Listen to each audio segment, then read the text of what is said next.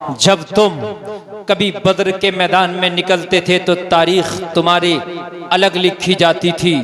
जिन मैदानों में तुम चलते थे वो मैदान तुम्हारे नाम कर दिए जाते थे। जिन इलाकों में तुम कदम रखते थे वो इलाके तुम्हारे हो जाते थे। कभी तुम्हारा पड़ोसी अगर सफ़र पे जाता और उसके घर में अगर कोई चीज़ होती बतौर अमानत, तो मालूम है वो किसे दे करके जाता, वो तुम्ही को अमानत के तौर पे अपनी चीज़ देकर जाता और कह के जाता मैं सफ़र पे जा रहा हूँ, मेरी चीज़ तुम अपने पास बतौर अमानत रख लो। जब उस गैर कौम वाले से, गैर मज़हब वाले से पूछा जाता और मुसलमान तो तेरा मज़हब का नहीं है, मुसलमान तेरा दोस्त कैसे हो सकता है, तूने अपनी अमानत को मुसलमान के पास कैसे रख दिया, तो वो जवाब देता है अगर मेरी अमानत कहीं महफूज है तो कलमा पढ़ने वाले मुसलमान के पास महफूज है। सुभान अल्लाह, सुभान अल्लाह। मुसलमान वो है जो अमानतों की हिफाजत करता था, मुसलमान वो है जो इज्जतों की हिफाजत करता था, मुसलमान वो है खुदा की कसम जो कभी तोलने पे आ जाए तो गलत नहीं तोलता था, मुसलमान वो है बोलने पे आ जाए तो कभी झूठ नहीं बोलता था, मुसलमान वो है कि अगर किसी से रिश्ता निभाने पे आ जाए, अगर किसी से ताल्लुकात निभाने पे आ जाए तो वो जुल्म की इंतहा कर दिया करता था, मुसलमान वफाओं की इंतहा कर दिया करता था।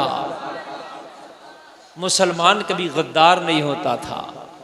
ये तुम्हारी तारीख रही है, लेकिन आज तुम अपनी तारीख को देखो तो खुदा की कसम पूरी दुनिया में तुम 150 करोड़ के आसपास हो, लेकिन आज दुनिया ने तुम्हें जलील करके रख दिया।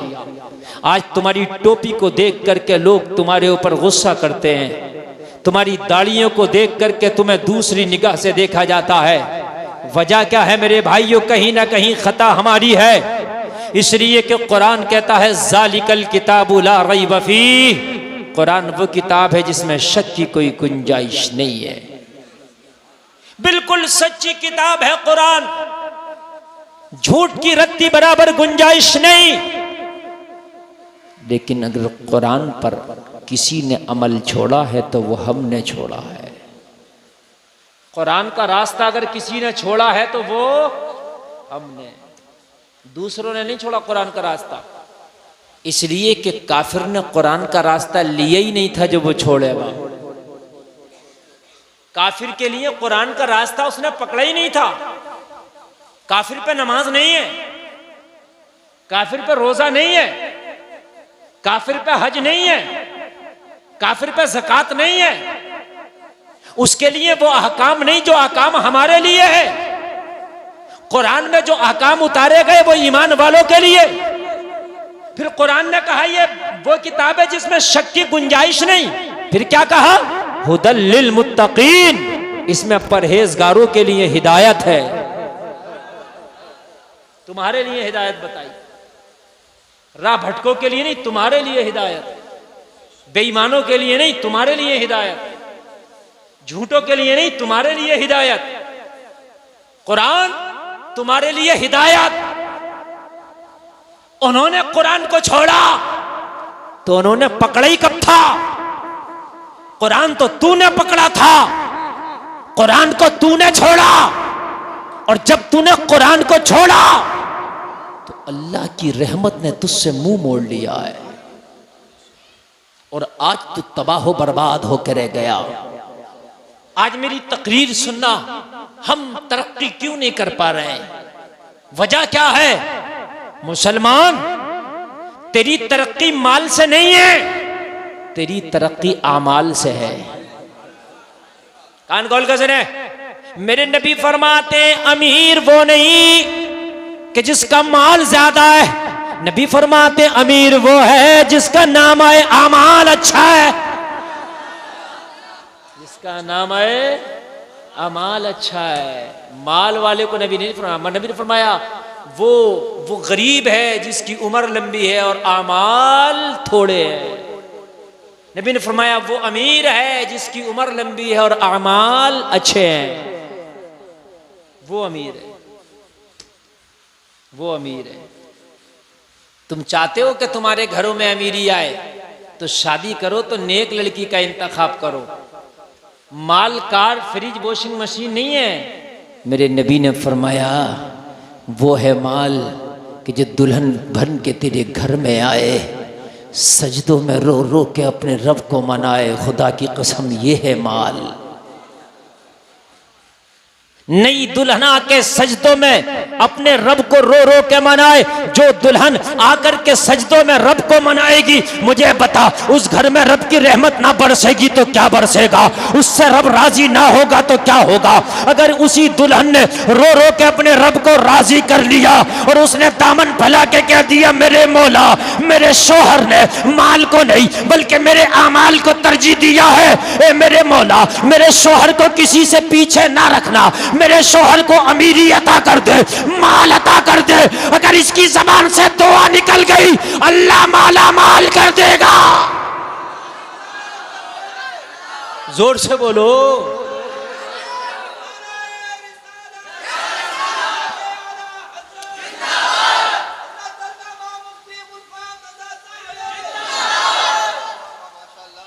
अल्लाह माला माल कर देगा। मालदार करना अल्लाह का काम है। और मैं तुम्हें इसलिए कह रहा हूं, शादी का माहौल जितना इस इलाके ने खराब किया, पूरी दुनिया में इतना कहीं खराब नहीं हुआ। ये जो उपरारे का इलाका कहलाता है, ये जो संभल का खित्ता है, यहां तो मैंने देखा एक वीडियो वायरल हुई थी, एक चच्चा दाढ़ी थी इतनी बड़ी और ऐलान कर रहे लड़के के बाप को फला चीज दी, लड़के को ये दे दिया, बारातियों को ये दिए, 52 लाख रुपए, इतना सोना। इसी इलाके की वीडियो थी, जबान बता रही थी। अबे हट रहा कि नहीं हट रहा, इसी इलाके की जबान है। समझ रहे हैं कि नहीं समझ रहे? हाँ मेरे भाइयों, बड़ा मामला खराब है। ये जो है ना, ये संभल का पूरा खित्ता, ये उपरारा जो इलाका कहलाता, इन्होंने तो लड़कों को खरीदना शुरू कर दिया। इतना लड़के के नाम में प्रॉपर्टी नहीं आएगी जितना कि ये जहेज दे रहा है। हकीकत बता रहा हूं, 55 लाख की शादी, 52 लाख की शादी। मेरी बात गलत तो नहीं है? पूरी जिंदगी कमाते हो सिर्फ शादी के लिए कि तुम्हें कोई और काम नहीं करना है। कान खोल के सुन ले, तेरे जहेज देने के बाद भी अमीरी नहीं आएगी। गुलफाम रजा ने देखा है, 52 लाख की शादी तूने की, मगर लड़का टेम्पू से सफर कर रहा है, और जिन्होंने सादा निकाह किया अल्लाह उन्हें जहाजों में सफर करा रहा है। तो अल्लाह के ऊपर है। 52 लाख की शादी करके भी दामाद टेम्पू में सफर कर रहा है, इसलिए कि अमीरी अल्लाह देता है। 52 लाख की शादी करके टेम्पू में सफर कर रहा दामाद, और जिसने सादा निकाह किया अल्लाह उसे जहाजों के सफर करा रहा है। अमीरी अल्लाह के अता करने से। जरा होश के नाखून लो, होश के नाखून। तुम्हारी कौम तबाह होती चली जा रही है। तुम्हारी बच्चियां गैरों के कॉलेज, गैरों के स्कूलों में पढ़ती हैं, तुम्हारे पास कोई कॉलेज और स्कूल नहीं, तुम्हारे पास कोई अच्छा इदारा नहीं। क्या है तुम्हारे पास? लड़के के बाप को बुलेट दे रहा, लड़के को बुलेरो दे रहा, मुंह छुपर को कर रहा, तुझे शर्म नहीं आती? अगर चाहता है कि तरक्की हो जाए तो हाँ काम कर, कोई बड़ा कॉलेज बना दे, कोई बड़ा स्कूल बना दे, कोई बड़ी यूनिवर्सिटी बना दे, ताकि तेरी बच्ची उसमें पढ़ने जाए तो हिजाब उसका यूनिफॉर्म हो, इस्लामी तरीका और इस्लामी तहजीब उसका कल्चर हो। जब तेरी यूनिवर्सिटी से अगर बेटी डॉक्टर बन के निकले तो डॉक्टर बाद में बने, नमाजी पहले हो।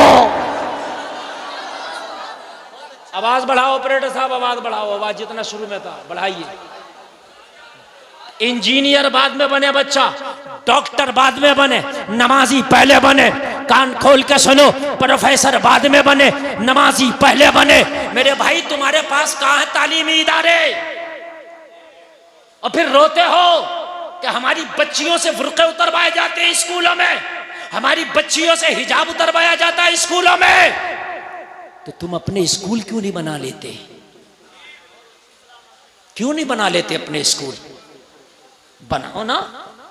ये सम्मल इलाका इतना बड़ा स्कूल बना दे, अगर ये चाहे। इतना माल है इन लोगों के पास कि TMU छोटा पड़ जाए। माल कम नहीं है। मगर माल दिखाएगा, मालदारी दिखाएगा तो शादी में दिखाएगा। मदरसे का चंदा लेने पहुंच जाओ तो जान निकल जाएगी। कहेगा मौलाना इस साल तो कोई हिसाब ही नहीं है बिल्कुल। यूनिवर्सिटी बनाएगी ये कौम जो मदरसे को चंदा देने में इसकी जान निकल जाए। मस्जिद के इमाम की जो कौम तनख्वाह टाइम से न दे पाती है वो यूनिवर्सिटी बनाएगी। हाय लोगों तुम कहां चले गए। ए मेरी कौम के नौजवानों कान खोल कर सुनो, कसम खाओ आज गुलफाम रजा की तकरीर में कसम खा के जाओ, अगर अल्लाह हमें अमीरी देगा, अगर अल्लाह हमें पैसा देगा तो हम सारा काम बाद में करेंगे, पहले एक बेहतरीन इदारा बनाएंगे इंशाअल्लाह।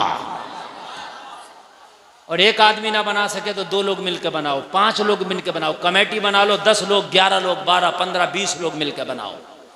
अपने बच्चों को डीएम एसडीएम बनाओ, आईएएस आईपीएस बनाओ। इसलिए कि अगर कल तुम्हारे बच्चे इन बड़ी बड़ी पोस्टों पे ना हुए तो खुदा की कसम कल तुमसे तुम्हारे लुक़मे भी छीन लिए जाएंगे। कान खोल के सुने, खाली शोर मचाने से कुछ नहीं होता। शोर तो कौवे बहुत मचाते हैं।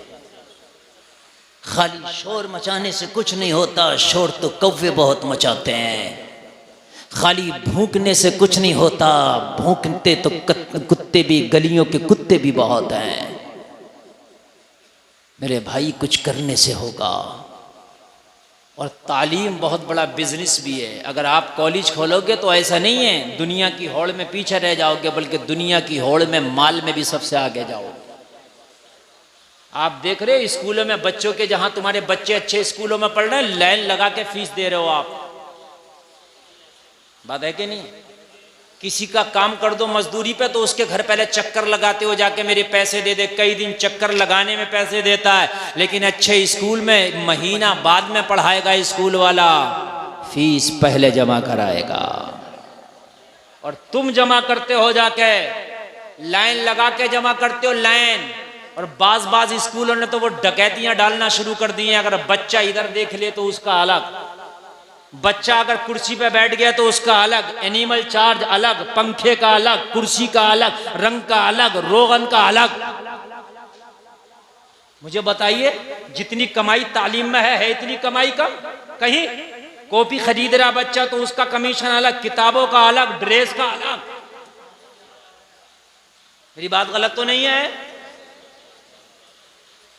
जितना तालीम में बड़ा बिजनेस है, लोग कहते हैं मौलाना क्या करें, कोई यार ऐसा बिजनेस तो बताओ। मैं बता रहा हूं 100% जो बिजनेस कामयाब होगा, आओ तालीमी इदारे बनाओ, 100% कामयाबी मिलेगी, 100%। लेकिन हम इधर हमारी तवज्जो नहीं। हमारी तवज्जो तो यह है कि पड़ोसी ने शादी की थी, इसने बुलेरो दी थी, स्कॉर्पियो दे कर रहूंगा या स्कॉर्पियो लेकर रहूंगा। हाँ, इस इलाके में लोग रिश्ता करते हुए डरते हैं। उपरारा इलाका ना भाई, कौन देगा रिक्वायरमेंट, कौन पूरी करेगा? है कौन करेगा भाई 20 लाख की शादी? कौन करेगा भाई 50 लाख की शादी? मेरे भाई क्या आप हजरत अली से ज्यादा अमीर हो सकते हो? कह दो ना सुभान अल्लाह। क्या हजरत उमर से ज्यादा अमीर हो सकते हो? नहीं, आप अमीर हो सकते हो, वो अमीरुल मोमिनीन है। दुनिया पर हुकूमतें की उन्होंने। कभी उनके बच्चों की शादियां भी देखी हैं आपने? कभी उनके बच्चों का जहेज भी देखा आपने? नहीं देखा होगा। तुम्हारी निगाह तो सिर्फ पड़ोसी के जहेज पर है, पड़ोसी के आए हुए माल पर है। नहीं मुसलमानों, अभी चंद दिन पहले एक बच्ची कर्नाटक की मुस्कान नाम की हिजाब के ऊपर लड़ी थी दरिंदों से। सुना था आपने? लड़ी थी। क्यों लड़ी थी? अगर तुम्हारे इदारे होती तो किसी मुस्कान को एहतजाज करना नहीं पड़ता, वो खामोशी से पढ़ लेती। हाय हाय, मगर क्या करें हम, निज़ामे मैकदा को जिस तरह बिगड़ा है सकी, उन्हीं को जाम मिलता है जिन्हें पीना नहीं आता है। तालीम में आगे बढ़ो, और ये ना सोचा करो मेरा बच्चा कारपेंटर बन जाएगा, कोट पैंट का काम कर लेगा, मुरादाबाद के कारखाने में काम कर लेगा। ये सब बात की बातें हैं। कारपेंटर बाद में भी बन सकता है, मुरादाबाद के कारखाने में बाद में भी काम हो सकता। पहले तालीम हासिल कराओ, टारगेट तालीम रखो। तालीम चाहे तुम्हारी जमीनें बिक जाएं, बच्चों को पढ़ाओ, घर बिक जाए बच्चों को पढ़ाओ, पेट की रोटी बिक जाए बच्चों को पढ़ाओ, जेवर बिक जाए बच्चों को पढ़ाओ। गुलफाम का ये जुमला लेके जाओ, चाहे तुम बिक जाओ मगर अपनी नस्लों को पढ़ाओ। अगर नस्लों को नहीं पढ़ाया तो कल तुम्हारी नस्लें गुलाम बना दी जाएंगी,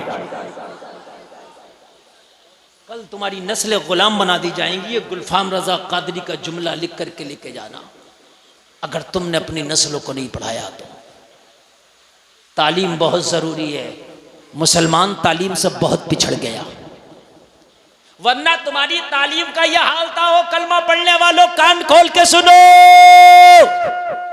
दुनिया का सबसे पहला MS मास्टर ऑफ सर्जरी एक कुरान पढ़ने वाला मुसलमान था, जिसने स्पेन में सबसे पहली हार्ट की सर्जरी की थी। मोहम्मद अरबी का गुलाम था, कलमा पढ़ने वाला एक मुस्लिम डॉक्टर था, जिसने सबसे पहले हार्ट की ओपन सर्जरी की थी।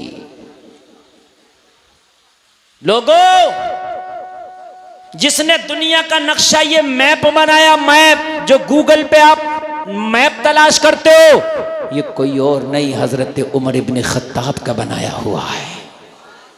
जरा जोर से बोलो ना सुभान अल्लाह। हाय हाय। कोर्ट कचहरी, वकील, जज, पुलिस स्टेशन, कोतवाल, कोतवालिया, DM SDM, ये सारी चीजें बनाने वाला कोई और नहीं, कुरान पढ़ने वाला हजरत उमर इब्न खत्ताब है। कोड तुम्हारा बनाया हुआ, आज जज कोई और है? पुलिस स्टेशन तुम्हारे बनाए हुए, आज उनका चलाने वाला कोई और है। आप कहते हो हमारे बच्चों को तो नौकरी नहीं मिलेंगी, पढ़ा के क्या करेंगे? लोगों, तालीम इसलिए हासिल नहीं की जाती कि नौकरी मिले, तालीम हासिल करके नौकरियां नहीं बल्कि हुकूमतें मिलती हैं। तालीम हासिल करके नौकरी नहीं बल्कि हुकूमतें मिलती हैं।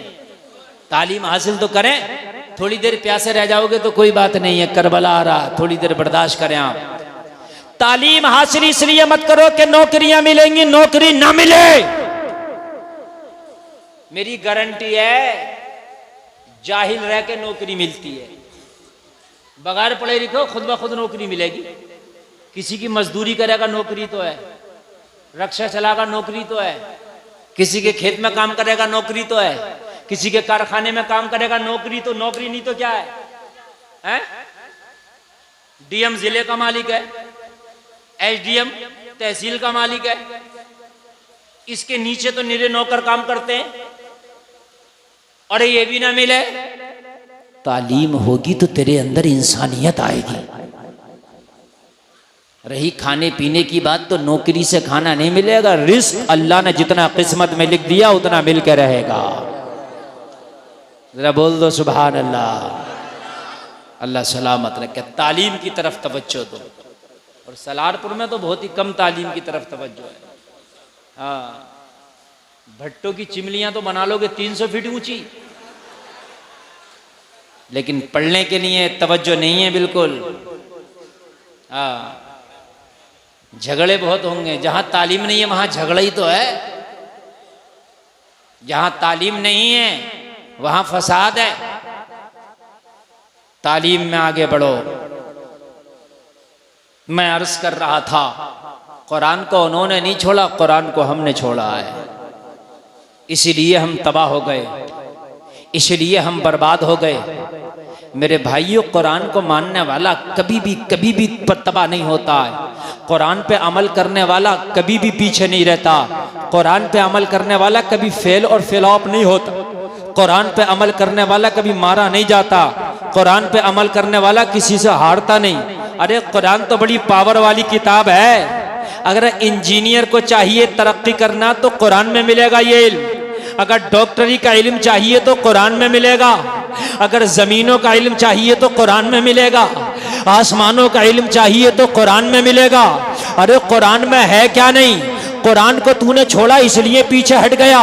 एक बार कुरान का दामन तो पकड़ के देख। गुलफाम रजा का दावा है अगर फिर दुनिया से आगे ना हो जाए तो कहना। कुरान पढ़ने वाले पीछे कब रहते हैं? कुरान पढ़ने वाले तो हमेशा आगे रहते हैं। आज भी देख ले, जो कुरान पढ़ गया हाफिज कुरान बन गया। मस्जिद में भी देख, इमाम जो खड़ा है सबसे आगे खड़ा है। अल्लाह ने बता दिया है ये इमाम वो है जिसने कुरान पढ़ लिया है, मैंने इसे सबसे आगे कर दिया है। कुरान पढ़ने वाला यहां भी आगे रहता है, वहां भी आगे रहता है।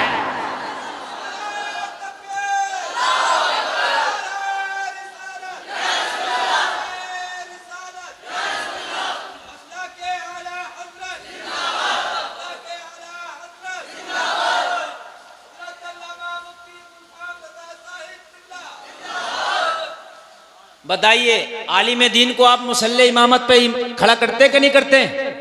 आगे है कि नहीं है? एक डॉक्टर है और एक आलिम है या हाफिज। अब दोनों को एक चारपाई पे बैठना, सराहना पैतियाना होता कि नहीं होता? बोलिए, डॉक्टर साहब सराहने बैठेंगे या हाफिज साहब को बैठाएंगे? जबकि डॉक्टर साहब ने बड़ी महंगी डिग्री की है, 1 करोड़ में होती है MBBS। क्यों मेरे भाइयों? ये हाफिज जी बेचारे, इन्हें तो कभी कपड़े धुले हुए मिल गए, कभी वो भी ना मिले है। मदरसों में बड़ी गुर्बत होती है। लाइट आ गई तो हवा मिल गई मदरसे के बच्चों को, वरना बेचारे गर्मी में ही पढ़ रहे हैं। उनके लिए कहां AC कूलर फ्रिज का इंतजाम है, जनरेटर का इंतजाम है। लेकिन बेटे खामोश, लेकिन अगर बैठने का नंबर आएगा तो 1 करोड़ की डिग्री करने वाला डॉक्टर हाफिज कुरान से कहेगा हजरत सराहने बैठे। अल्लाह दुनिया में दिखा रहा है, देखो मैंने कुरान पढ़ने वालों को आगे बढ़ा दिया है। याद रहे, बोलो ना सुभान अल्लाह। अब मुझे बताइए, जब दुनिया में इनके मर्तबों के ये हाल है तो मैदान महशर में क्यों ना होंगे? है? कुरान हमने छोड़ा है। हम कहते हैं कि लोग कुरान को बदलने की कोशिश कर रहे हैं। यार लोगों से क्या शिकवा? किसी की ताकत है कोई कुरान को बदल दे? खाली की बेवकूफ़ी कर रहे हैं, खाली की हम बेवकूफ़ी कर रहे हैं। वो यार कोई ये कहे कि मैं समंदर का सब पानी पी जाऊंगा तो डरने की जरूरत है हमें? एक आदमी कह रहा है हाँ है, पी लेगा कोई समंदर का पानी? यार कह रहा तो कह रहे, तो बकवास कर रहे हैं, समंदर का पानी पी लेगा, पेट फट जाएगा। बात है कि नहीं है? पेट फट जाएगा, पी लेगा पानी।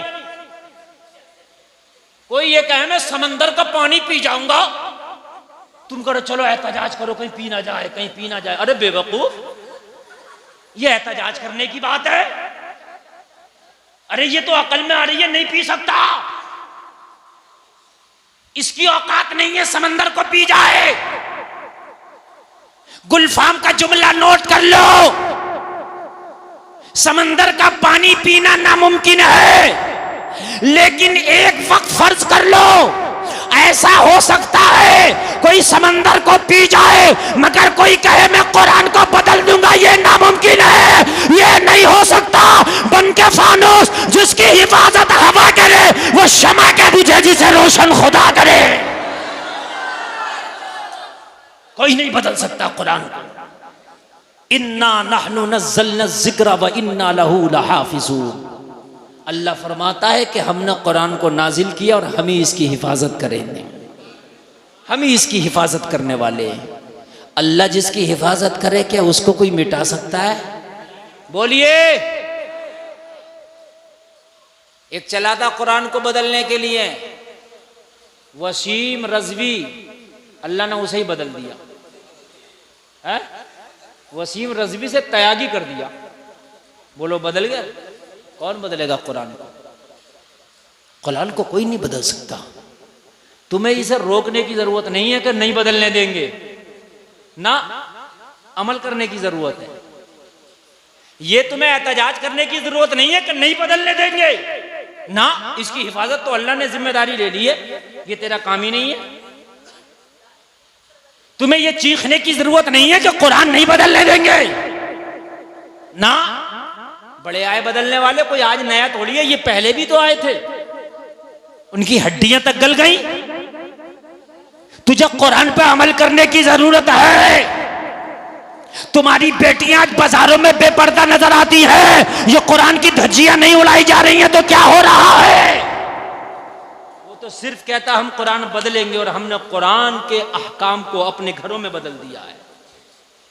वो तो कह रहे हैं हम बदलेंगे, मगर हमने जो कुरान पे अमल करने के जो अहकाम थे, कुरान ने कहा था पर्दा करो, हमारी बच्चियां बेपर्दा घूम रही हैं। कुरान ने कहा था शराब हराम है, हमने शराब को अपने लिए हलाल कर लिया। कुरान ने कहा था सूद हराम है, हम खूब सूद खा रहे हैं। मुझे बताएं, ये चीज कुरान को हम कहते हैं कि नहीं बदलने देंगे, यार इस चीज पे ना जा। कुरान पे अमल कर ले, कुरान को तो कोई बदल ही नहीं सकता, तू अपने आप को बदल ले। ए बच्चों, बेटा खामोश रहो, बच्चों सारे लोग बोले जरा सुभान अल्लाह। तुम अपने आप को बदल लो, वरना कान खोल के सुनो। अल्लाह ने फरमाया था हजरत मूसा अलैहिस्सलाम से, ए मूसा जब मैं अपने बंदों से नाराज होता हूं तो मेरी कुछ निशानियां हैं। क्या हैं? कुछ क्या निशानियां? सुनो। अर्ज की मौला तेरी नाराज होने की निशानी क्या है? तो हजरत मूसा से मेरा रब फरमा रहा, मूसा जब मैं अपने बंदों से नाराज होता हूं तो बेमौसम के बारिशें करता हूं। जरूरत नहीं होगी बारिश होगी, जरूरत होगी तो नहीं होगी। और अभी मालूम है आपको, इतनी बारिशें हो रही हैं, इतनी बारिशें हो रही हैं, ऐसा कहर बपा है, ऐसा कहर बपा है, इतने तूफान और सैलाब आ रहे हैं कि लोगों की बिल्डिंगें तहस नहस होकर रह गई। देख रहे हो ना खबरों में आप। बस ये यूपी की शायद यहाँ कुछ शांति है, वरना कारें ऐसे बह के जा रही है, ऐसे बह रही है जैसे कागज की नाव पानी में तैरती है, ऐसे कारें बह रही हैं। लोगों के दो माला मकान तहस नहस हो रह गए, लोगों के पिलर और भीम वाले मकान, बड़ी बड़ी मजबूत बिल्डिंगें जमींदोज होकर रह गई। मालूम है अल्लाह का कहर ऐसा बपा है। लोगों, इंसान की क्या ताकत है? अरे किसकी ताकत के अल्लाह का मुकाबला कर सके? अगर अल्लाह खाली पानी को इजाजत दे दे तो इंसान की जितनी मजबूत बिल्डिंगें हैं, जितने मजबूत हथियार हैं, अल्लाह एक लम्हे में तहस नहस करके रख दे। आपको मालूम है हिमाचल में ऐसे ऐसे सैलाब आ रहे हैं, ऐसी ऐसी पानी की बाढ़ें आ रही है कि लोगों के जानवर बह गए, लोगों के माल बह गए, लोगों के दो माला मकान बह गए, लोगों की कारें और बाइकें बह गई, लोगों के बच्चे उनसे रूठ गए, लोग आपस में जुदा हो गए, लोगों की बिल्डिंगें तहस नहस हो गई, कारखाने और उनकी फैक्ट्रियां तबाह बर्बाद होकर रह गई। बड़े बड़े अमीर जमीन पे आ गए, बड़े बड़े माल और पैसे वाले आज रोड पे नजर आ रहे हैं। ये है अल्लाह की कुदरत। जब वो नाराज होता है तो जितना देता है एक लम्हे में वापस ले लेता है।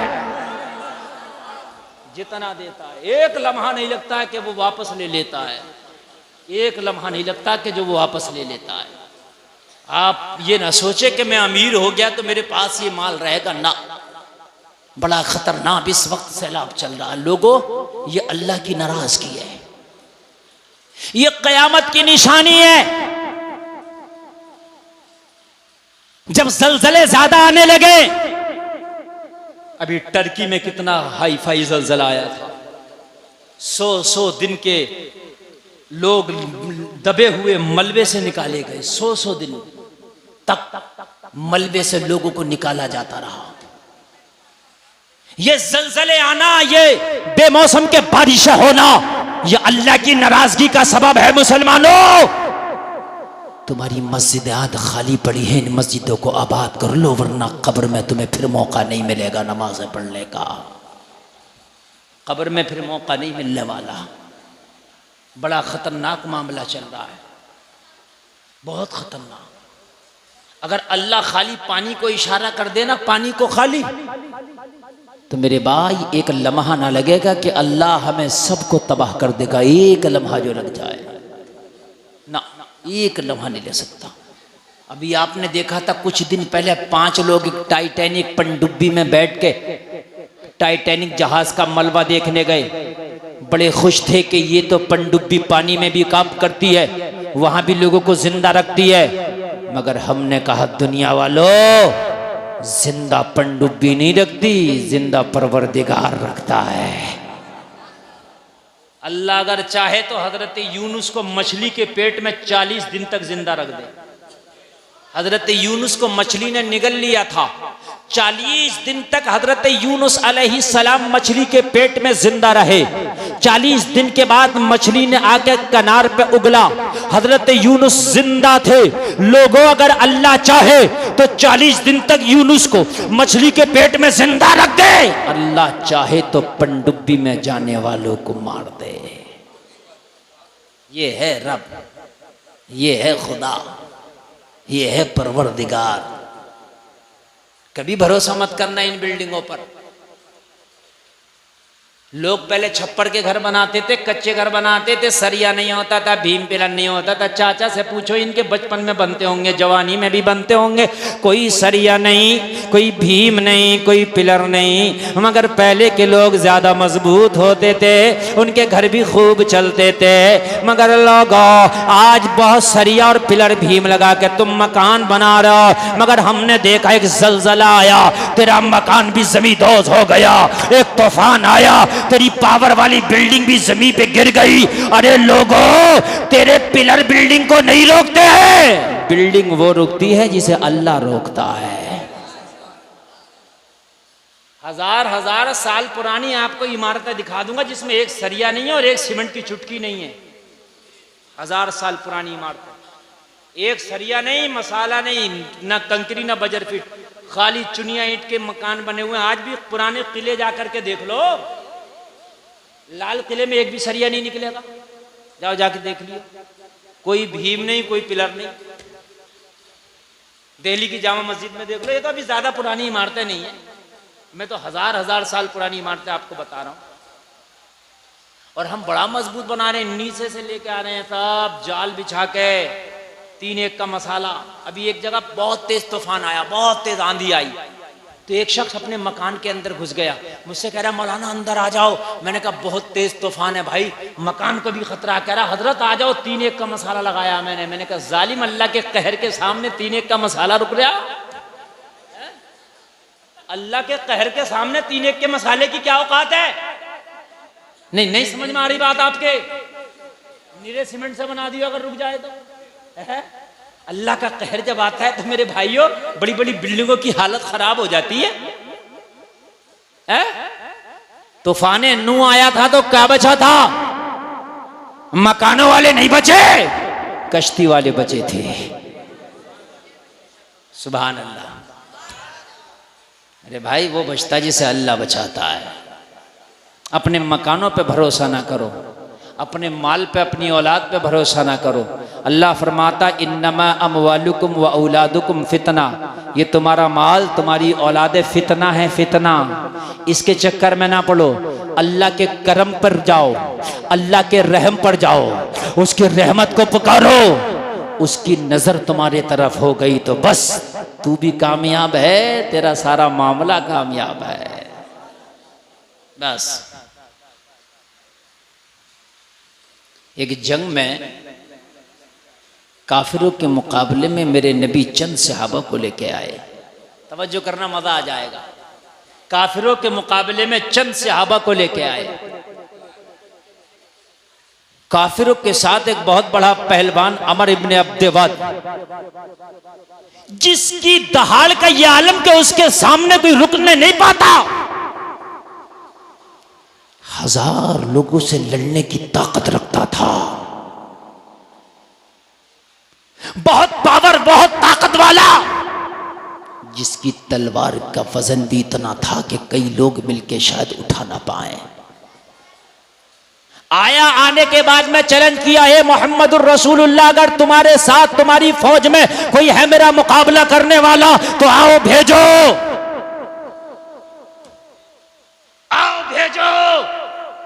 मेरे मुस्तफ़ा ने पीछे मुड़ के देखा, सहाबा पे सन्नाटा छाया, सब खामोश खड़े। आका किसके लिए इजाजत देते हैं? मेरे नबी ने फरमाया, अली किधर हो, इधर आओ। जोर से बोलो सुभान अल्लाह। यह हजारों लोगों से लड़ने की ताकत रखने वाला पहलवान मैदान जंग में दहाड़ रहा था, चिंगार रहा था, आओ मेरे मुकाबले में मोहम्मद किसे भेजोगे? तुम्हारे साथ जो आए हैं उनके पेटों से फाके की वजह से पत्थर बंधे हैं। तुम्हारे साथ जो आए हैं टाट का लिबास पहन के आए हैं। तुम्हारे साथ जो आए हैं बबूल का कांटा बटन की जगह लगा के आए हैं। ओ मोहम्मद अरबी, तुम्हारे साथ में आने वाले टूटी हुई चटाइयों पे बैठने वाले हैं। अरे कौन है जो मेरी तलवार का मुकाबला करेगा? मेरे नबी ने फरमाया, अली। अर्ज की, आका गुलाम हाजिर है। कहा इससे मुकाबला करोगे? अली ने अर्ज की, आका अरे इसकी तो औकात क्या है? अगर आप कहो तो अली पूरी दुनिया से लड़ जाएगा।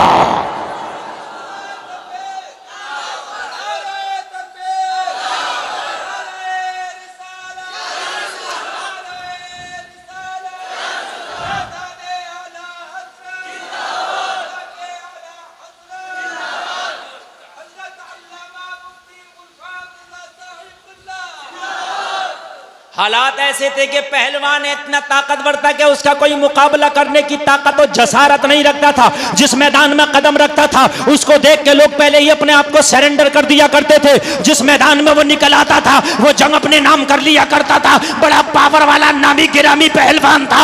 मगर मेरे नबी ने फरमाया, अली मैं तुम्हें आगे करता हूं, क्या मुकाबला कर लोगे? अर्ज की, या रसूलल्लाह अगर आप इजाजत दें तो अली जमाने से लड़ जाए। कह दो ना यार सुभान अल्लाह। अली दुनिया से लड़ जाए। ये आया पहाड़ जैसा कदो कामत रखने वाला शख्स, ये आया अज़ीमुल जुस्सा, ये आया पहाड़ जैसी काटी रखने वाला। और हजरत अली कदो कामत में जरा नाटे थे, पस्त कद थे। क्या थे? पस्त कद थे हजरत अली। आज लोग देख रहे थे आज मुकाबला बड़ी टक्कर का होगा।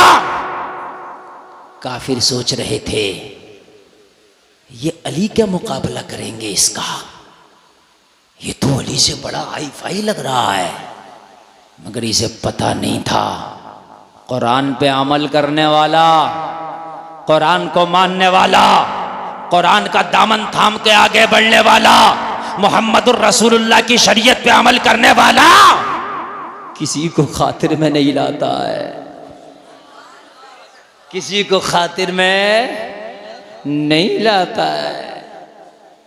जरा गौर करना, जरा गौर करना। अल्लाह हिम्मत देता है कुरान पढ़ने वालों को, बड़ी हिम्मतें अल्लाह देता है। सब कुछ हिम्मत पर होता है। 30 दिन का रोजा रखते हो, 30 दिन भूखे रहते हो, ये हिम्मत की बात है। ये अल्लाह हिम्मत देता है, हिम्मत की बात है। मौला अली आगे बढ़े, ये आगे बढ़ा। दोनों तरफ की फौजों पे सख्त तारी है। खामोशी से इस मुकाबले को देखा जा रहा था।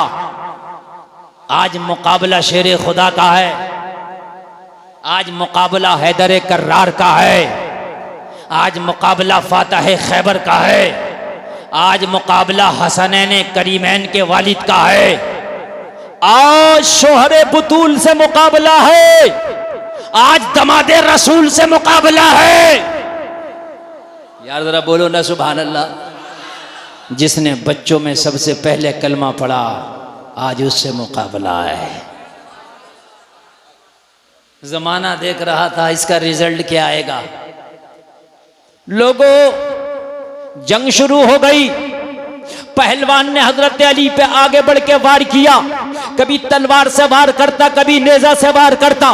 हजरत अली उसके हर वार को अपने ढाल पर रोकते चले जा रहे हैं।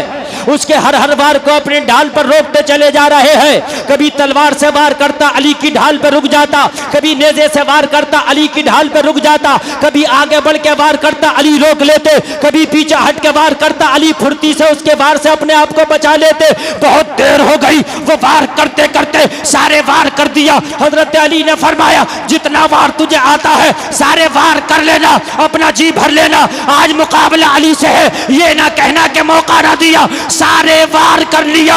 हजरत अली ने निगाह उठा के मेरे नबी की तरफ देखा, नबी के हाथ उठे हैं, नबी दुआ कर रहे हैं, मौला अली को कामयाबी अता कर दे। इतना देखा अली ने, आगे झपट के जुल्फ़िकार का एक ऐसा हैदरी वार किया कि एक ही वार में मौला अली ने इस पहलवान को दो टुकड़े में बांट दिया।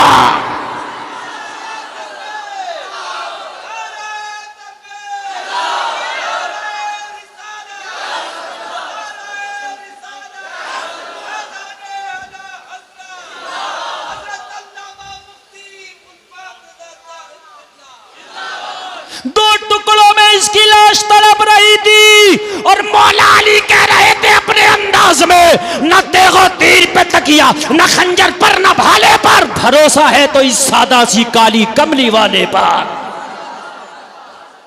पीछे वाले लोग जरा जोर से बोल दें यार सुभान अल्लाह। मैं उस पहलवान का जिक्र कर रहा हूं कि अगर आज भी अली का नाम ले लो ना तो बुढ़ापे में जवानी के असर आ जाते हैं। बोलो ना अली, जोर से बोलो या अली, या अली, या अली। जो अली को बोलता है अल्लाह ताला उसके घर से मुश्किल को टाल देता है। तवज्जो है। अल्लाह ने फरमाया मूसा जब हम नाराज होते हैं तो हमारी निशानी है कि बारिश बेमौसम के करते हैं, और दूसरी निशानी सुनो, अल्लाह ने फरमाया मूसा जब हम अपने बंदों से नाराज होते हैं तो कंजूसों को दौलत दे देते हैं, बखीलों को दौलत दे देते हैं। किसको? बखीलों को।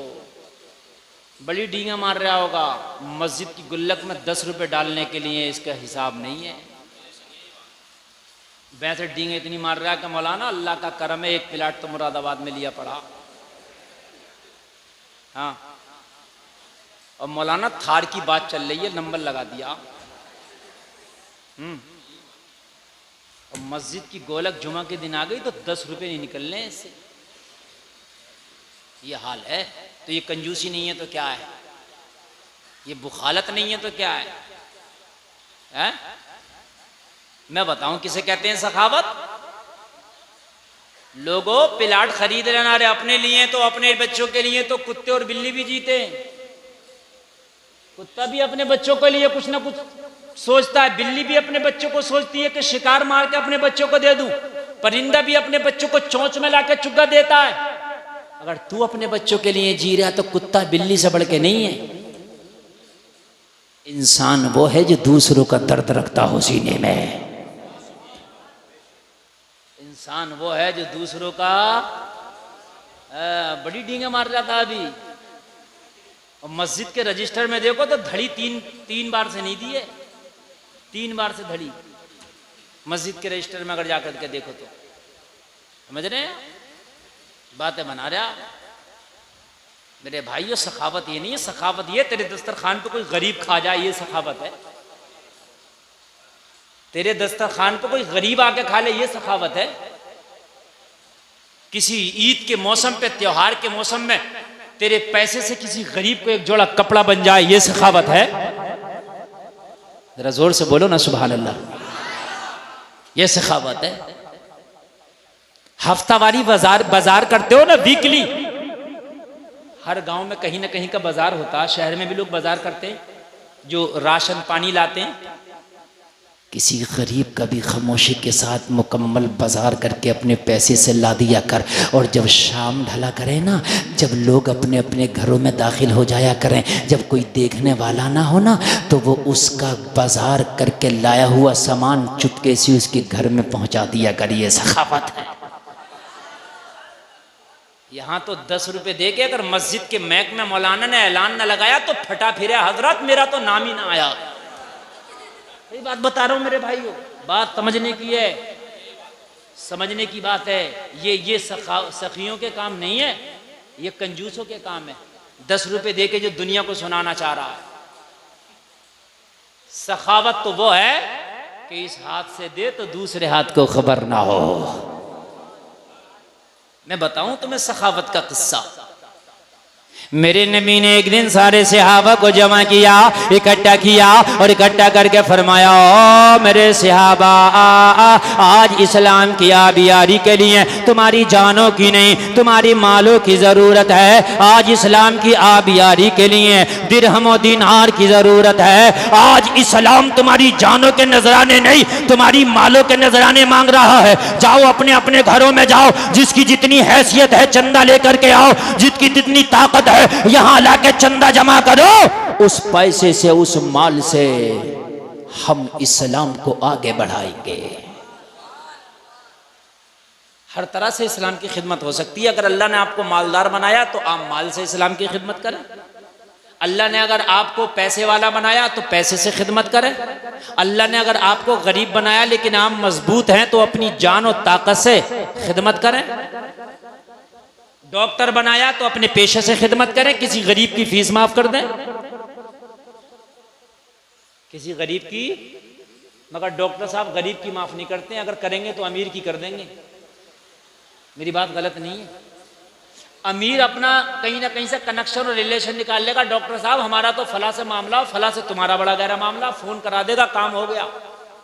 लेकिन गरीब चाहे जेवर बेचे, बेचारा किससे कराए, उसकी कौन सुन रहा है? एक एक ऑपरेशन में गरीबों के जेवर बिक गए, मगर रहम नहीं है। मेरे भाई ये भी दीन की खिदमत है। किसी गरीब की फीस माफ करके उसे फ्री में इलाज दे दो। अल्लाह ने तुम्हें जिस काबिल किया उस तरह से दीन की खिदमत कर लो। सारे सहाबा से कहा चंदा लाओ, सब अपने अपने घर में चले गए चंदा लाने के लिए।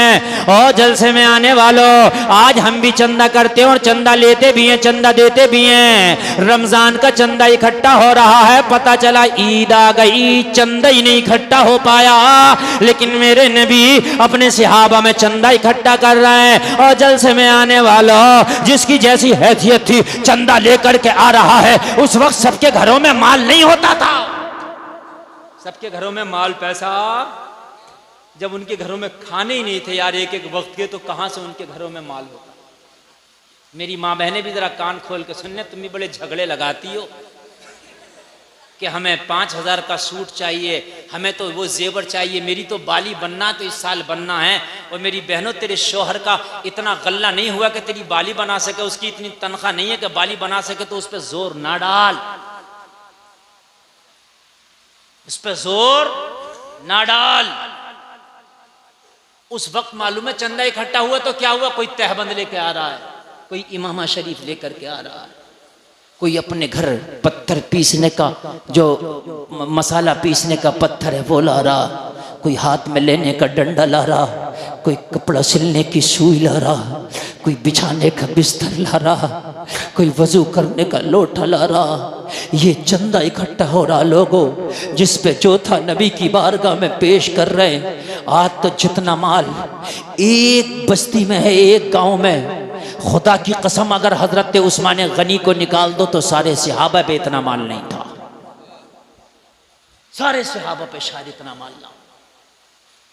लेकिन आज मस्जिद तो हमने बड़ी आलीशान बना ली, लेकिन खुदा की कसम नमाजी नहीं है।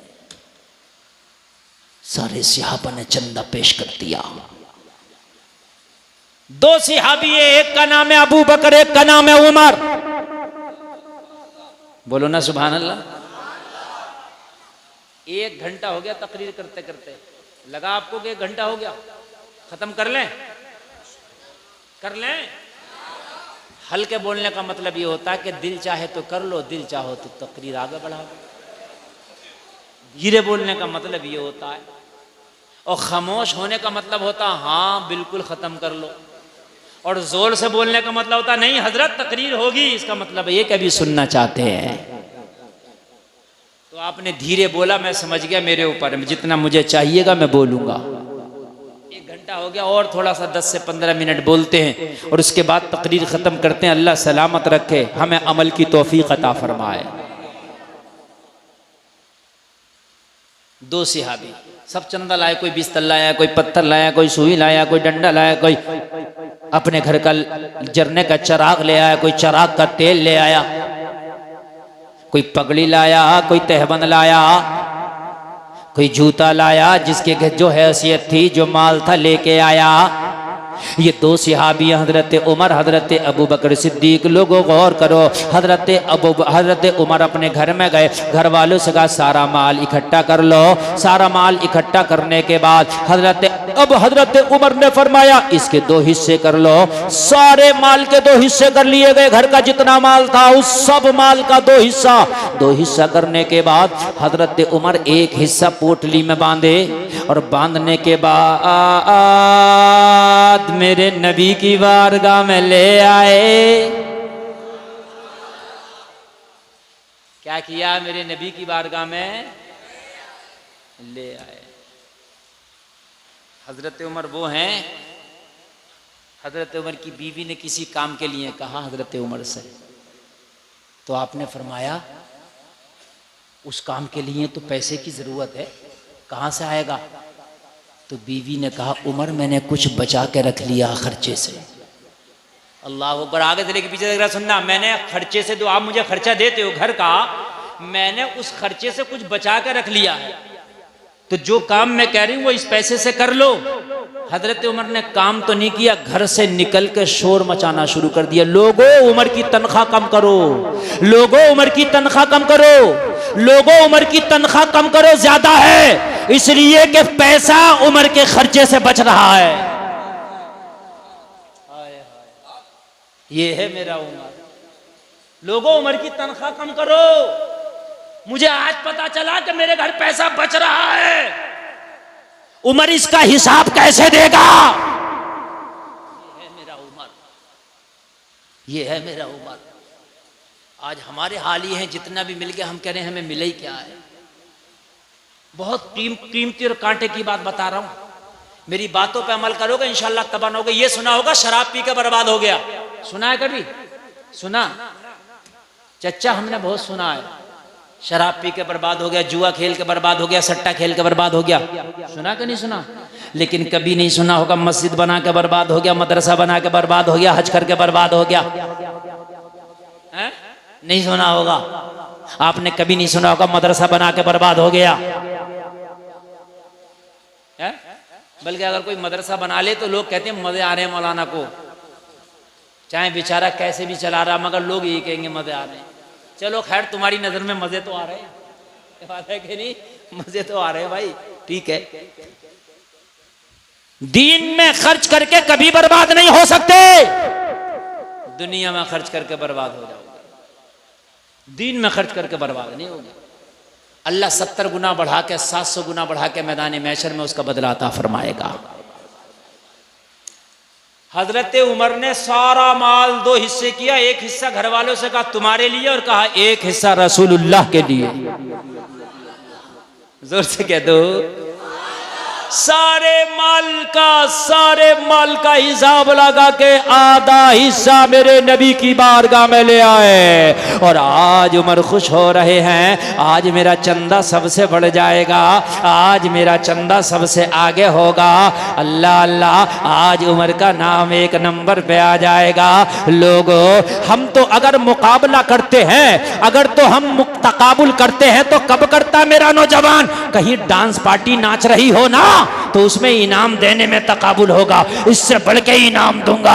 हाय, अगर तकाबुल करना है तो नेकियों में कर, अगर तकाबुल करना है नमाजों में कर, अगर मुकाबला करना है कुरान पढ़ने में कर, अगर मुकाबला करना है हज करने में कर, अगर मुकाबला करना है दीन पे अमल करने में कर, दुनियादारी में मुकाबला ना कर। अगर मुकाबला करना है तो दीनदारी में मुकाबला कर। हजरत उमर सोच रहे सबसे बढ़ जाऊंगा। हजरत अबू बकर सिद्दीक का नंबर आया, मेरे नबी ने फरमाया अबू बकर कहाँ है? यारे गार कहाँ है? जो गार में मेरा यार था वो कहाँ है? यारे गार, बड़ों में सबसे पहला कलमा पढ़ा हजरत अबू बकर ने। सबसे पहले कलमा किसने पढ़ा बड़े लोगों में? हजरत अबू बकर ने। बड़े समझदार थे आप पहले से ही, बहुत समझदार लोग, पहले ही आपकी बातों का एतमाद करते थे। सब कहते थे अबू कहाफा का बेटा हर फैसला बड़ी सोच समझ के लेता है, इसीलिए तो सबसे पहले कलमा पढ़ा ताकि मक्का वाले ये ना कह सके कि मोहम्मद में तो बेवकूफ ईमान ला रहे हैं। जब हजरत अबू बकर ने कलमा पढ़ा तो सारा मक्का कह रहा था अरे अबू कहाफा का बेटा कलमा पढ़ लिया है, मोहम्मद की बातों में दम नजर आता है, दम नजर आता है। अबू कहाफा का बेटा कलमा पढ़ लिया, इसलिए कि अबू बकर बड़े समझदार शख्सियत का नाम था। मेरा अबू बकर कहां है यारे गार कहां है? नबी ने फरमाया, जब इतना कहा तो हजरत अबू बकर पोटली लेके हाजिर हैं, सर पे पोटली रखी हजरत अबू बकर, लब्बैक या रसूल अल्लाह। गुलाम हाजिर है आका। नबी ने फरमाया अबू बकर चंदा लाए हो? अर्ज की या रसूल अल्लाह लेकर के आया हूं। सारे सहाबी अपना अपना चंदा पेश करके खड़े थे। हजरत उमर अपना चंदा पेश करके खड़े थे। हजरत अबू बकर से कहा चंदा लाओ, लाके पोटली नबी के कदमों में रख दी। मेरे नबी ने फरमाया अबू बकर क्या लाए हो? अर्ज की आका घर का सारा माल इकट्ठा करके आपके कदमों में ले आया हूं। मसाला पीसने का पत्थर भी ले आया, रात में जलाने का चराग भी ले आया, ओढ़ने की चादर भी ले आया, बिछाने का बिस्तर भी ले आया, या रसूल अल्लाह चटाई भी ले आया। आका मेरे घर पे जितना भी सामान था सब ले आया। मेरे नबी ने फरमाया अबू बकर अपने घर वालों के लिए क्या छोड़ के आए हो? अर्ज की या रसूल अल्लाह सारा माल आपकी बारगाह में आ गया है, अपने घर वालों की जबान पे अल्लाह उसके रसूल का नाम छोड़ के आया हूं। बस मेरे घर वालों की जबान पे अल्लाह उसके रसूल का नाम था और सारा माल आपकी बारगाह में ले आया। बड़े बड़े अमीरों के इतने नाम नहीं है जितना नाम मेरे अबू बकर का है। बोलो ना सुभान अल्लाह। अल्लाह ने फरमाया मूसा जब हम नाराज होते हैं तो बखीलों को दौलत दे देते हैं। और तीसरी निशानी फरमाई मूसा जब हम नाराज होते हैं तो ना अहलों को बड़ी बड़ी कुर्सियों पे बिठा देते हैं, बड़े बड़े पद दे देते हैं, बड़े बड़े पद। किनको? ना अहलों को। हाय हाय हाय, ना अहलों को। जो जुल्म करते हैं कमजोरों पर, आज कुर्सियां उनको दे दी जाती हैं। वरना मालूम है आपको कुर्सियां किनको मिलती थी? उनको मिलती थी, उनको मिलती थी कि कभी अगर बात इंसाफ किया जाए तो वो अपना और बेगाना नहीं देखते थे, चेहरा देख के इंसाफ नहीं करते थे, बल्कि मुकदमा सुन के जो उसकी सच्चाई होती थी उसके मुकाबले में अपना और गैर नहीं देखते थे, बल्कि जो कुरान का फैसला होता था वो फैसला देते थे। अल्लाह जो फैसला देते थे। लोगों ये क़यामत की निशानियां हैं और अभी वक्त इससे भी ज़्यादा ख़राब आएगा, इससे भी ज़्यादा। एक वक्त ऐसा आएगा, ऐसा एक वक्त आएगा, ऐसा एक वक्त आएगा कि सांस लेना मुश्किल हो जाएगा। बहुत ख़तरनाक वक्त आएगा। मेरे भाइयों अपने अमाल का जायज़ा लेके अपने आप को सुधार लो। नाअहलों को बड़ी बड़ी कुर्सियाँ देते हैं। अल्लाह ने फरमाया ये क़यामत की निशानी और अल्लाह के नाराज़ होने की निशानी है। और एक आखिरी निशानी सुन लो। अल्लाह ने फरमाया मूसा जब हम अपने बंदों से नाराज़ होते हैं तो उनसे सजदों की तौफीक छीन लेते हैं। बात समझ में आ रही है? आज जो तुम एक हफ्ते में नमाजें पढ़ लो, तुम्हारा रब तुमसे नाराज है। आज जो तुम्हारी मस्जिदें खाली पड़ी हैं, तुम्हारा रब तुमसे नाराज है। मेरे भाइयों, आदमी कहता मैंने नमाज ना पढ़ी, तेरी क्या औकात है, तूने ना पढ़ी, तुझे तो नींद भी नहीं आती अगर नमाज छोड़ देता। तेरा रब तुझसे नाराज हो गया है। तेरा रब अगर तुझसे राजी होता तो तुझे बिना नमाजों के सुकून नहीं मिलता। तेरा रब अगर तुझसे राजी होता तो बिना सजदों के तू लुक़्मे तक नहीं खाता। एक बुजुर्ग अल्लाह वाला आँख का ऑपरेशन करा के आया। डॉक्टर ने कहा जब तक ये आँख ठीक ना हो जाए तब तक नमाज ना पढ़ना, सजदा ना करना। नमाज में सजदा करेगा तो आँख फिर ख़राब हो जाएगी। लोगों, इस बुज़ुर्ग ने दवा तो रोज़ाना दोनों वक्त की खाया, लेकिन खाना एक वक्त नहीं खाया। घर वालों ने पूछा कि तू खाना क्यों नहीं खाता है, सू खाने से क्यों मुंह मोड़ दिया है? जवाब दिया, शर्म आती है जब उसका सजदा नहीं कर सकता तो उसका रिस्क किस मुंह से खाऊं। शर्म आती है, उसका सजदा नहीं कर सकता तो उसका रिस्क कैसे खाऊं। शर्म आती है। अल्लाह सजदों की तौफीक अगर छीन ले तो सोच लेना वो नाराज हो गया हमसे। उसे राजी करो। और राजी कैसे होगा? वो सजदों से ही राजी होगा। अल्लाह को अगर राजी करना सबसे आसान तरीका सजदे करो, सजदों से वो राजी हो जाता है। आंखों में अश्क ले आओ, वो कतरा अश्क का जो उसके खौफ से तेरी आंख में आया हो, मैदाने महशर में जहन्नम की आग को बुझा देगा।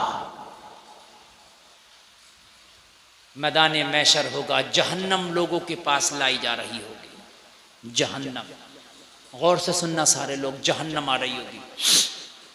अगर आज आपके सामने दहकती हुई आग को लाया जाए तो उसकी हीट इतनी होती है कि उसकी गर्मी से आप पास नहीं रुक पाएंगे। बात है कि नहीं? सर्दी के मौसम में जो आग होती है आप उसके तापते हैं, करीब जाते हैं, लेकिन थोड़ी ही देर में वो इतनी गर्मी पैदा करती है आपको दूर हटना पड़ता है। लेकिन वो जहन्नम की आग जो इससे 70 गुना ज़्यादा गर्म है, जब वो महशर में करीब लाया जाएगा तो कितना हौलनाक मंजर होगा। लोगों के भेजे हांडी की मानीत खोल रहे होंगे, पसीने में लोग गोता खा रहे होंगे, इतना गर्मी का मौसम होगा। अगर आज तो लोगों 45 डिग्री पे टेम्परेचर हो जाए तो हमें सुकून नहीं मिलता। लोगों, हम घरों से बाहर निकल के भागे फिरते हैं, एसी तलाश करते हैं, फ़ैन और कूलर तलाश करते हैं, लेकिन मैदान महशर में जो जहन्नम की गर्मी है उसे डिग्री से भी नहीं नापा जा सकता। गुलफाम रज़ा ये नहीं बता सकता कि उसका टेम्परेचर कितना डिग्री होगा, इसलिए कि मैं उसके बताने से कासिर हूँ। कोई मशीन दुनिया में ऐसी नहीं बनी जो महशर में जहन्नम की आग का टेम्परेचर नाप सके। और मेरे भाइयों ज़रा गौर तो कर ले, जब वो आग करीब लाई जाएगी तो जहन्नमी चीख रहे होंगे मौला इसे रोक ले, लेकिन जहन्नम करीब से करीब तराएगा, रुकने का नाम नहीं लेगा। नमाजियों को आगे कर दिया जाएगा और नमाजियों अपनी नमाजों का वास्ता दे दे के जरा इस जहन्नम को रोको। नमाजी आगे आके कहेंगे ओ जहन्नम हमारे सजदों का वास्ता रुक जा, हमारी नमाजों का वास्ता रुक जा, लेकिन जहन्नम करीब से करीब तर होती चली जाएगी। लोग जरा गौर करो, हाजियों को आगे किया जाएगा हज का वास्ता, दो लोग रोको, हज का वास्ता दिया जाएगा, जहन्नम नहीं रुकेगी। और लोगों कारियों को आगे किया जाएगा, अपनी तिलावत का वास्ता दे के रोको, लेकिन जहन्नम आगे आके चली जाएगी, नहीं रुकेगी। और लोगों जरा गौर करो, जिसने एक नेकी भी की होगी अपनी नेकी का वास्ता दे रहा होगा, लेकिन जहन्नम करीब से करीब तर चली आएगी। फिर लोग मोहम्मद अरबी की बारगाह में हाजिर होकर अर्ज करेंगे या रसूल अल्लाह इसे रुका दो, आका ये पिघला देगी, इसकी गर्मी इतनी है, इसका टेम्परेचर इतना है कि हमारे जिस्मों को गला देगा, या रसूल अल्लाह हमारी ज़बानें बाहर निकल आई हैं, या रसूल अल्लाह हमारे भेजे हांडी की मानिंद खोल रहे हैं आका, पसीने में हम खोता खा रहे हैं, या रसूल अल्लाह इसे रोके। फिर मेरे नबी की बारगाह में लोग दुहाई दे रहे होंगे, मेरे आका जहन्नम की तरफ देखेंगे, जिब्रील फरिश्ता मेरे नबी की बारगाह में हाजिर होगा, एक पानी का बेला जिब्रील फरिश्ते के हाथ में है, मेरे नबी के हाथ में देकर अर्ज करेगा या रसूल अल्लाह इस पानी को जहन्नम की तरफ फेंक दे। मेरे नबी उस पानी को जहन्नम की तरफ फेंकेंगे, जहन्नम का टेम्परेचर ठंडा हो जाएगा, उसकी आग की हीट खत्म हो जाएगी, जहन्नम सर्द पड़ जाएगा। अल्लाहू अकबर। मेरे नबी फरमाएंगे जिब्रील अरे इस पानी के बेले में ऐसा क्या था कि एक बेले ने जहन्नम की आग को सर्द कर दिया। जिब्रील अर्ज करेंगे आका ये आपके उम्मतियों के वो आंसू थे जो अल्लाह के खौफ से रो रो के बहाए गए थे, इन आंसुओं की वजह से जहन्नम की आग सर्द हो गई है। तभी तो बरेली का रजा कहता है अल्लाह क्या जहन्नम अब भी न सर्द होगा, रो रो के मुस्तफा ने दरिया बहा दिए हैं। रो अल्लाह के खौफ से, आंसू बहाओ अल्लाह के खौफ से। लोगों कपिल शर्मा का शो देख के हंस खूब लेते हो, खूब मोबाइल पे लगे रहते हो, टाइम काट लेते हो, लेकिन हंसने का नाम जिंदगी नहीं है। अल्लाह के खौफ से रोने का नाम जिंदगी है। फलयज़हकू कलीलन वलियबकू कसीरा। अल्लाह फरमाता है हंसो कम रो ज्यादा, हंसो कम रो ज्यादा। कितना रोए हो तुम तो जिंदगी कहेगी खौफ खुदा से रोने की हमारी जिंदगी खाली है। क्यों इंतकाल करता है तब रो लेते हैं, माल का नुकसान होता है तब रो लेते हैं, कोई हमारा अजीज बाहर जाता है तब रो लेते हैं, बेटी की विदाईगी पर रो लेते हैं, मगर कभी रोना नहीं आता तो खौफ खुदा से रोना नहीं आता। लोगों चाहते हो कि जहन्नम की आग का टेम्परेचर सर्द हो जाए तो अल्लाह के खौफ से रोया करो, रोया करो। मेरा उमर इतना रोया है कि पूरी दाढ़ी भीगी रहती थी आंसुओं से। मालूम है आपको जिस करबला के हुसैन का आप नारा लगाते हो, आपने कभी उसकी जिंदगी को पढ़ा है? नहीं पढ़ा। जब मदीना के लोग सो जाते थे तो मेरा हुसैन रो रो के अपने रब को याद करता था। बहुत रोया मेरा हुसैन, खाली करबला जाके नहीं रोया मेरा हुसैन, करबला से पहले भी बहुत रोया। और हुसैन के एक बेटे ज़ैनुल आबिदीन है, वो तो इतना रोए कि करबला के बाद लोगों ने में से किसी ने भी उन्हें कभी मुस्कुराते नहीं देखा, कभी नहीं मुस्कुराते देखा। जब हजरत इमाम ज़ैनुल आबिदीन की बारगाह में पानी पेश किया जाता तो आपकी आंख में आंसू आ जाते, कहते इस पानी के लिए अली असगर तड़पा था, यही पानी था जो सकीना पे बंद किया गया था, यही पानी था कि इससे दूर रख के मेरे पापा के गले पे खंजर चलाया गया था। हम तो कॉमेडियाँ तलाश करते हैं कि टाइम कट जाए, यार हंस के टाइम ना काट। ईमान वाले वो हैं जो रो रो के अपनी ज़िंदगी गुजारते हैं। और रोना दुनिया के माल की वजह से नहीं हो, रोना अल्लाह उसके रसूल की मोहब्बत में हो। बस मैं इसी बात को थोड़ा सा आगे बढ़ाऊंगा। बड़ी काम की बातें मैंने आपको बताई, एक आदमी भी ना उठे, बड़ी काम की बातें सुन लें, बस थोड़ी सी काम की बात। 80 मिनट मैंने तकरीर कर ली, बहुत लंबी तकरीर हो गई, मगर थोड़ा सा सुन ले। एक दिन तो मेरा हुसैन इतना रोया कि हुसैन के साथ ये ज़मीं रोने लगी। एक दिन तो मेरा हुसैन इतना रोया ये आसमां रोने लगा।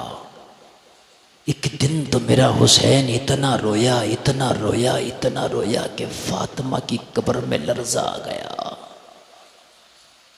मालूम है जब कूफा वालों ने ख़त भेज के हुसैन को दावतनामा दिया, हुसैन आप कूफा आ जाओ, जब मेरे हुसैन को कूफा वालों ने 300 खत भेजे, और 300 खत मालूम है क्या लिखा था? हुसैन अगर आप कूफा ना आए तो मजबूरन हमें यजीद की बैत कबूल करना पड़ेगी, फिर मैदान महशर में तुम्हारे नाना के सामने हम तुम्हारा दामन पकड़ लेंगे और कहेंगे हमने हुसैन को बुलाया था, हुसैन नहीं आए तो मजबूरी की हालत में हमें यजीद की बैत कबूल करना पड़ी। ये सब खतों में लिखा था।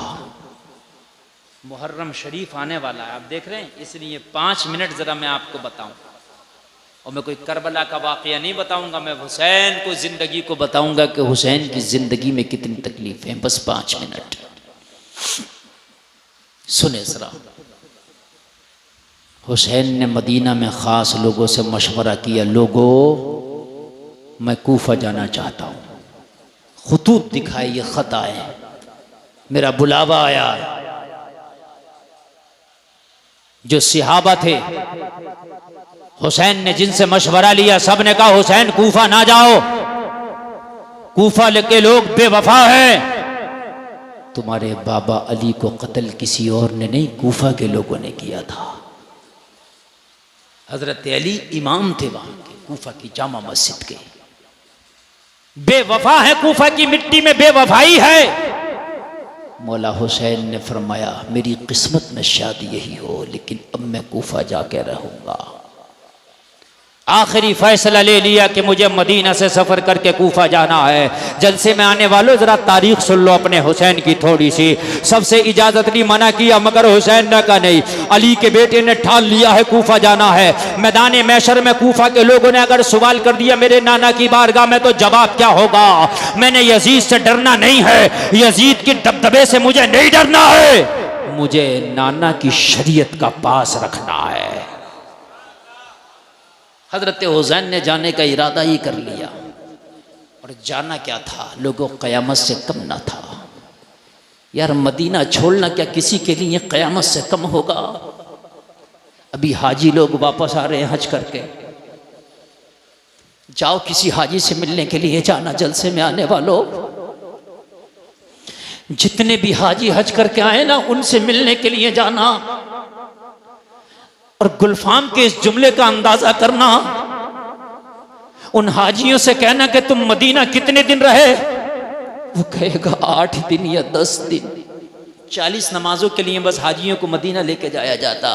कितनी नमाजों के लिए? सिर्फ 40।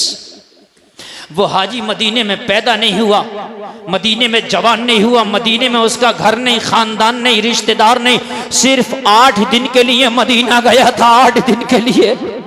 लेकिन इस हाजी से पूछना कि कसम खा के सीने पे हाथ रख के बताना, हाजी बाबा जब तू 40 नमाजें पूरी करके 1 हफ्ते के बाद जब तुझे ये खबर मिली थी कि हाजियों चलो अब मदीना छोड़ के मक्का चलो, तो तेरे दिल की कैफियत क्या थी?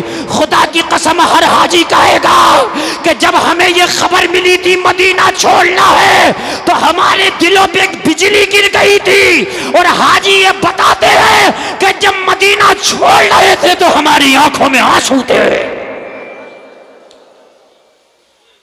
हर हाजी यही कहता है।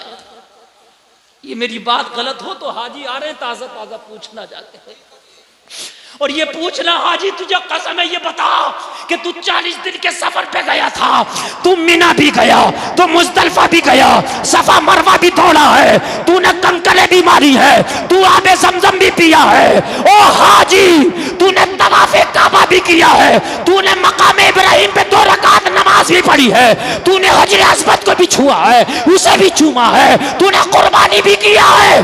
सबसे ज्यादा गम तुझे किस बात का हुआ?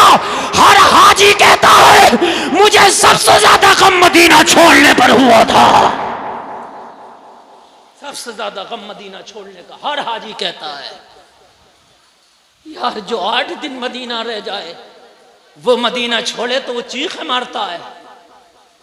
यार जो 1 हफ्ता रहे 40 नमाजें मदीने में पढ़ ले, वो मदीना छोड़ना उसे गवारा ना हो। पाकिस्तान का एक शख्स आया मदीना शरीफ में उम्रा करने के लिए, मदीना शरीफ में बिल्लियां हैं, कभी जाना तो देखना, वहां बिल्लियां पाई जाती हैं। एक बड़ी खूबसूरत बिल्ली थी, देखा और देख करके दिल में चुभ गई। कुछ लोगों का शौक होता है पालने का, सोचने लगा जब मैं अपने मुल्क जाऊंगा तो इस बिल्ली को जरूर ले जाऊंगा। लोगों, उस शख्स का बयान है कि उसी रात जब मैं सोया तो ख्वाब में मोहम्मद रसूलुल्लाह का दीदार हुआ। ख्वाब में दीदार हुआ और नबी गुस्से से चेहरे को फेरे हुए हैं, चेहरा नहीं करते इसकी तरफ, गुस्से से चेहरे को फेरे हुए हैं। अर्ज की या रसूलल्लाह क्या खता हो गई कोई गुलाम से?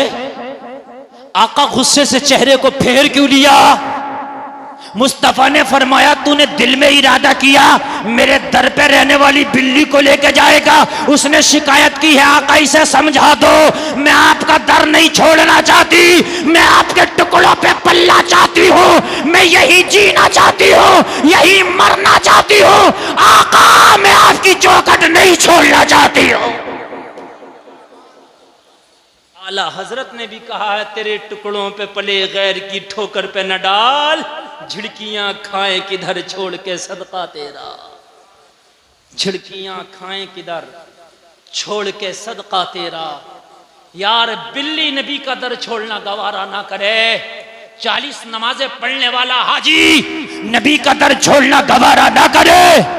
जिस हुसैन की सारी जिंदगी की नमाज़ें मस्जिद नबवी में हुई हूं उसको मदीना छोड़ना कितना मुश्किल हुआ होगा।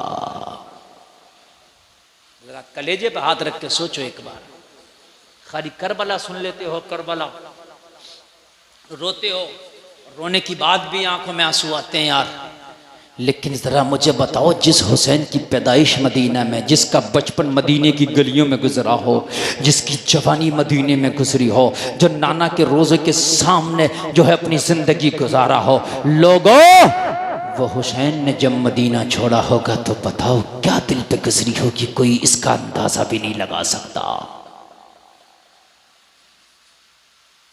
हुसैन की रुखसती मदीना से कुछ इस तरह की है, अपने सारे घर वालों को मेरे हुसैन ने तैयारी का हुक्म दे दिया, सुबह को कूच करना है। 5 मिनट, अगर 4 मिनट इजाजत हो तो बयान कर दूं। ये नींद तो नहीं आ रही ना?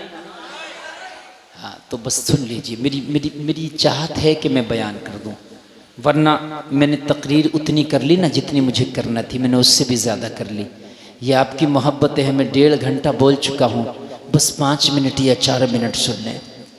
मेरे हुसैन ने अपने घर वालों को सबको कहा कि तैयारियां करो, सारे घर वालों ने सामान बांध लिया। उन घर वालों में अली असगर भी है, उसमें ज़ैनुल आबिदीन भी है, उनमें सकीना भी है, बहन ज़ैनब भी है, भांजा आनो मोहम्मद भी हैं। मेरे हुसैन ने अपने घर वालों को सबको कहा सुबह निकलना है, सब इकट्ठा हो जाओ। सब इकट्ठा हो गए, सब ने जाने की तैयारियां कर ली। रात आई, इशा की नमाज पढ़ के हुसैन ने सबको तलकीन कर दी थोड़ा सा आराम कर लो, सुबह ही सफर करना है। सब आराम करने लग गए, थोड़ा थोड़ा अपने अपने बिस्तरों पे चले गए। रात का आलम मदीने के लोग अपने अपने बिस्तरों से जाके लग गए, परिंदे भी अपने घोंसलों में जाके आराम पजीर हो गए, जानवर भी अपने अपने आशियानों में आके आराम में लग गए। नबी का नवासा राकिब दोष मुस्तफ़ा खून अली, जन्नती जवानों का सरदार, आधी रात सारे घर वाले आराम में है।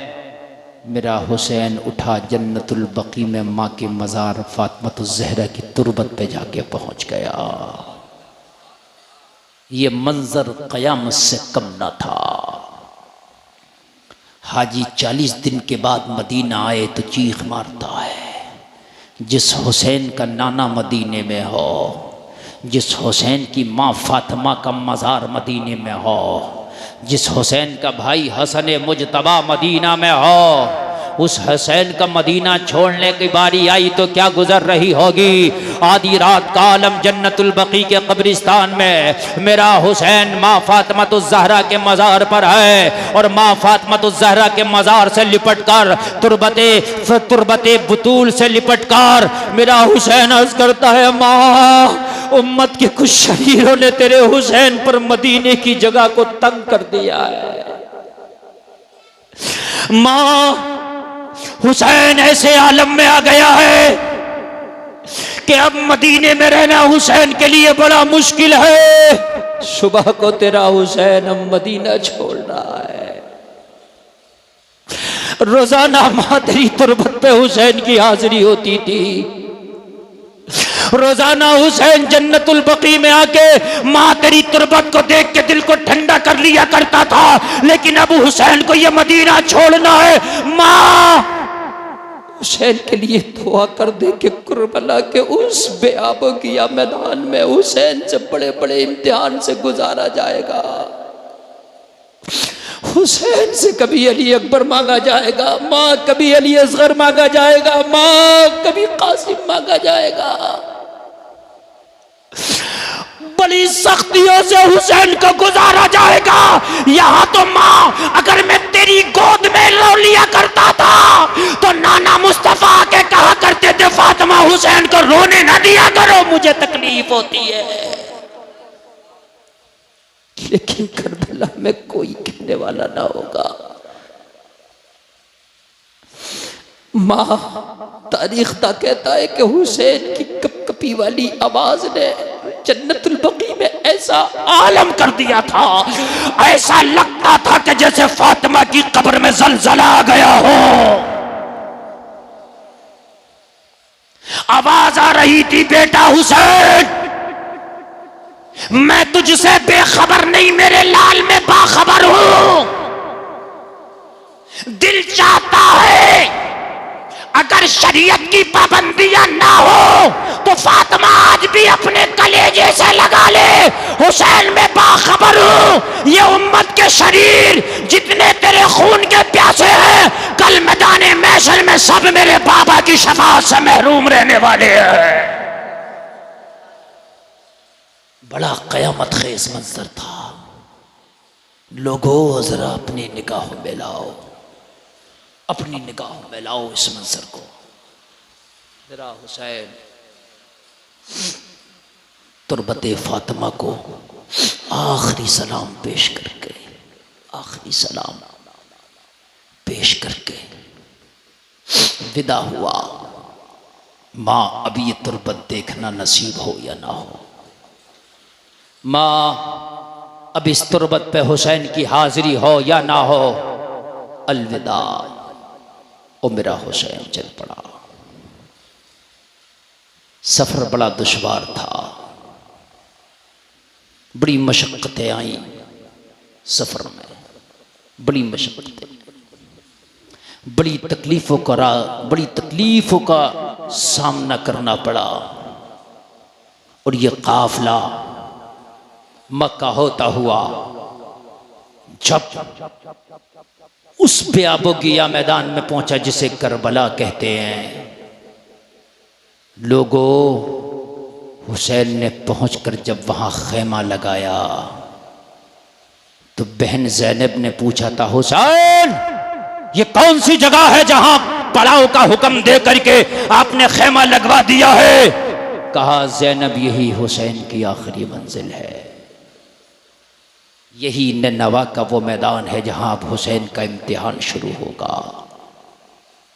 ज़ैनब यही करबला का वो मैदान है जहां हुसैन के लाशे पर घोड़े दौड़ाए जाएंगे, जहां अली अकबर का कलेजा चीरा जाएगा, जहां कासिम की जवानी लूटी जाएगी, जहां ओना मोहम्मद का बचपना छीना जाएगा, जहां अली असगर के हुल्कूम में तीर मारा जाएगा। ये वही जगह है जहां पर कटे हुए लाशों का तुम्हें पहरा देना है, ये वही करबला है। अल्लाह अल्लाह, वो सनानो तीर की दावतें, वो अली के लाल की हिम्मतें, कभी बेज़बां का गला दिया, कभी नौजवान का जिगर दिया, वो चमन अपना लुटा गए कि बहारे दीन खुदा रहे। न जमा जो रंग बहार से तो लहू भी अपना मिला दिया।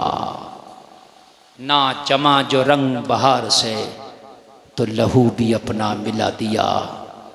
जलसे में आने वालों अपने रब को राज़ी करो, हुसैन की ज़िंदगी को तलाश करो। हुसैन की पूरी ज़िंदगी का नाम रज़ाए मौला है। बस मेरी तकरीर मुकम्मल।